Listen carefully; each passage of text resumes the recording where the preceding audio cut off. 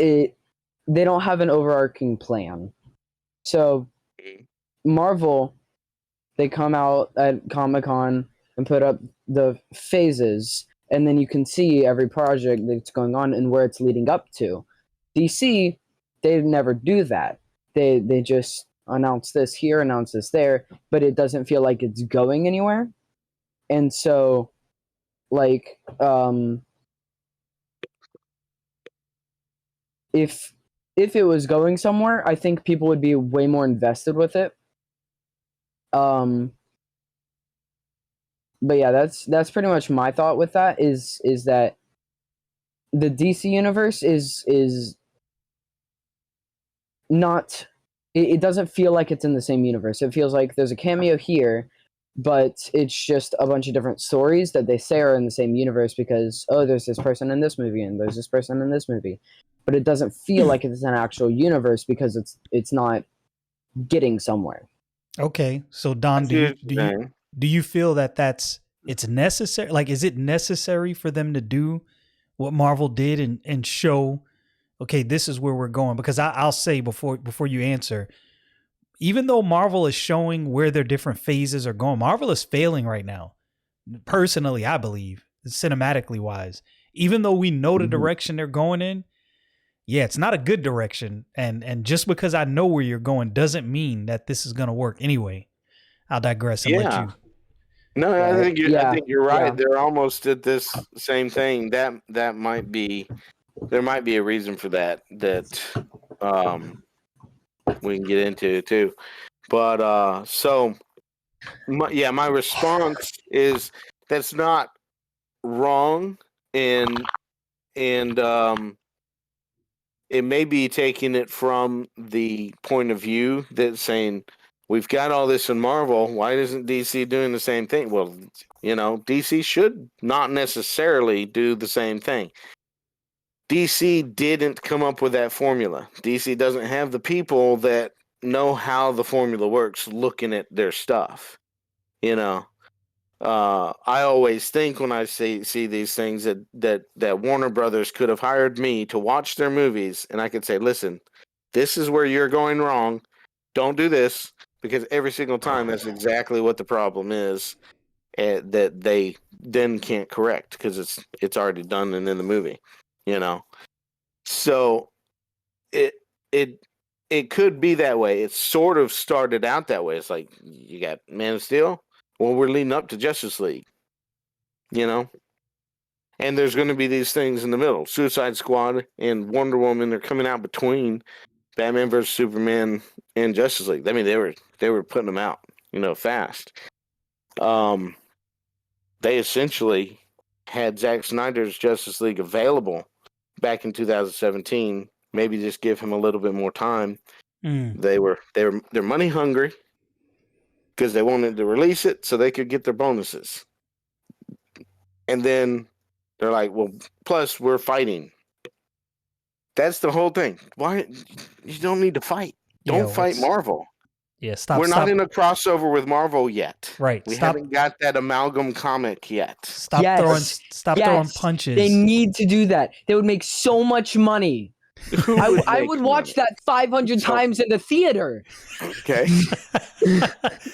you need to go to college, man. You have awoken Carson. he's awake now. But I don't have the first amalgam comic. I had the last three, but I never had the first one. So I could never read the first comic. That's one of the worst feelings ever. We never had the first one. I know I used to have it. Probably sold it. Who knows? But yeah, so I think it was just like Batman fighting somebody, and I can't even remember who they were. It was Marvel, just the whole on Marvel versus DC. Yeah, I know. Like, I don't. You know what? Universe versus universe. I think to your point, Don. I think DC goes wrong every time when they view it as a battle between them and Marvel. It's not. I like DC for why I like DC, and I like Marvel for why I like Marvel. And I don't need DC to try to be Marvel, and I don't need Marvel to try to be DC. DC is a darker universe, led, in my opinion, by Batman, Marvel is a lighter universe. You could say it's led by multiple different people. You could say Iron Man. You could say Spider-Man. You could say X-Men. You could say Avengers.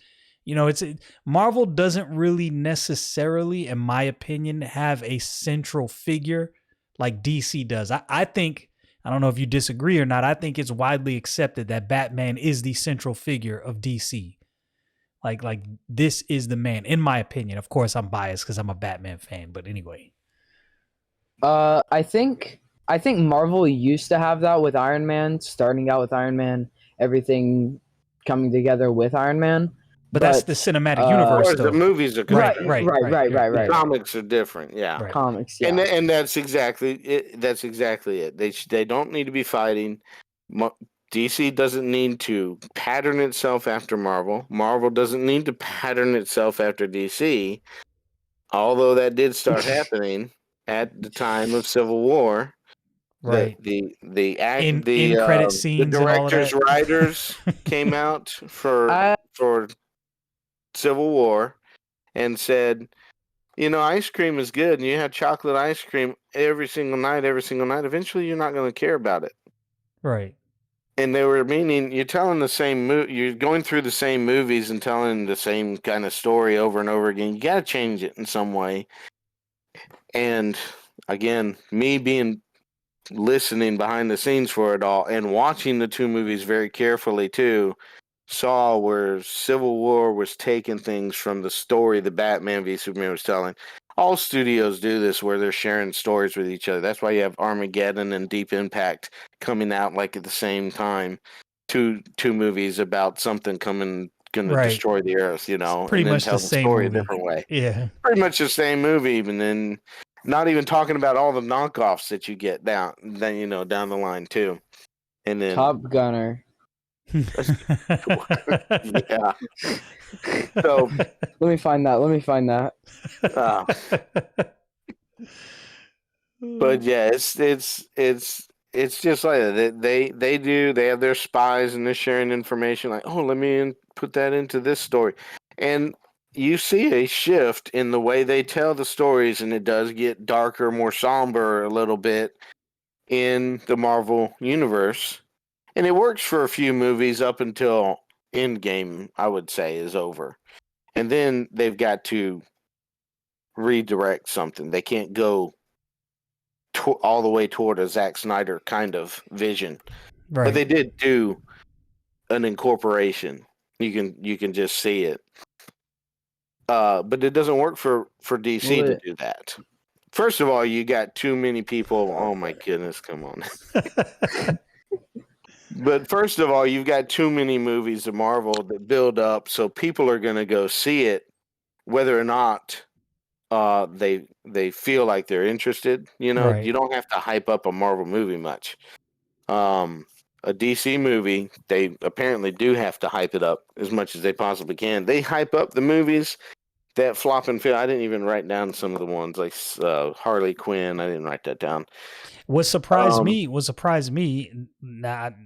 excuse me, I got to interject one more time, is fine. The haymakers. When DC released Shazam, that was a haymaker. That was a movie that I did not expect to like. And when I walked out of the theater, I was like, holy crap, I love this movie. Like, this movie was just good. You know why I loved it?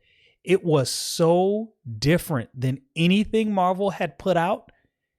It was so, like, what I saw was so unexpected that I was like, this was just good, because it was just a DC movie, like, directed, story told, and composed in a way that made sense for DC. It didn't feel like I was watching a rehashed Marvel movie with DC characters. Right. So, and it's that, and it makes sense with that character too. True.